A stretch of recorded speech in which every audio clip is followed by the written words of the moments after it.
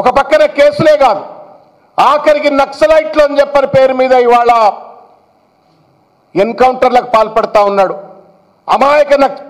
అడవుల్లో ఉన్నటువంటి ఒక అమాయకమైనటువంటి ఒక అన్నలకు మత్తుమందిచ్చి ఇవాళ పోలీసులతో ఫేక్ ఎన్కౌంటర్లు చేయిస్తా ఉన్నాడు రేవంత్ రెడ్డి. బాధ ఏంది అంటే, నేను అసలైన విషయాన్ని రాకముందు ఒక 2 విషయాలు చెప్పదలుచుకున్నా.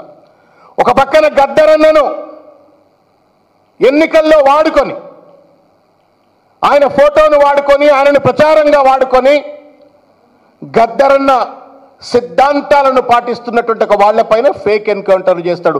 ఇంతకంటే దుర్మార్గమైనటువంటి ఒక హిపోక్రాట్ బహుశా భారతదేశంలో ఎవరు లేరు. గద్దరన్నను వాడుకుంటారు, కానీ గద్దరన్న సిద్ధాంతాన్ని అన్వయిస్తున్నటువంటి ఒక వాళ్ళపైన ఫేక్ ఎన్కౌంటర్లు చేస్తాడు.